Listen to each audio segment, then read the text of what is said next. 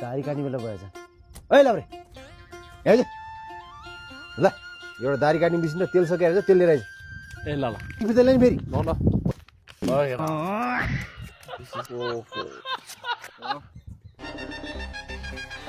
चल ल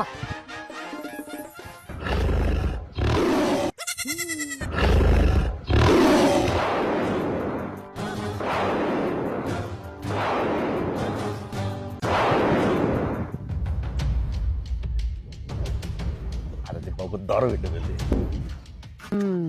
ल 500 दिएको थियो नि 5000 दिएको छु अब ट्याक पसलमा जाने दारी काट्ने मेसिन किने तेल पनि किने अनि आधी किलो चाहिँ बोइलर कुखुराको मासु गरेर टक्क फुटेर मिठो पारेर लाने म आउँछु है त तखे खेल्नु ल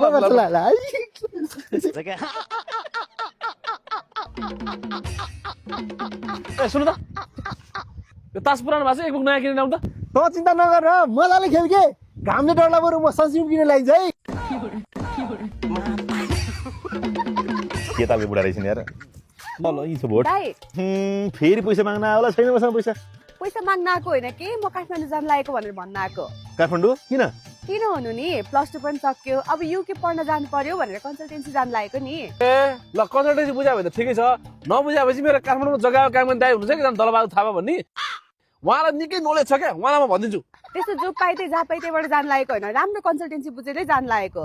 ओहो निकै फुर्ती लाग्यो त कुन कन्सल्टेन्सीबाट जान लाग्यो त्यस्तो कहाँबाट हुनु नि अनामनगर भाटपटिनीको अपोजिटमा रहेको क्याटलिस्ट ग्लोबल पाथवेबाट जान लागेको नि त्यही माथि अहिले न्यू इयरको कस्तो राम्रो अफर चलिरहेको रहेछ कस्तो अफर हो के हुनु नि यो नयाँ वर्षभरि त्यहाँ गएर डकुमेन्टेसन गरी अप्लाई गर्दा आफ्टर भिजा 1 लाखसम्मको क्यासब्याक हुन्छ त्यही भएर म जान लागेको नि ल दाइमा गए ल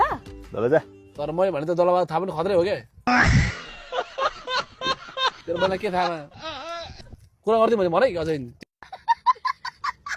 हजुर थाहा पाउनु भयो नि अनामनगर भाटपटिनी अपोजिटमा रहेको क्याटलिस्ट ग्लोबल पाथवेबाट यो नयाँ वर्ष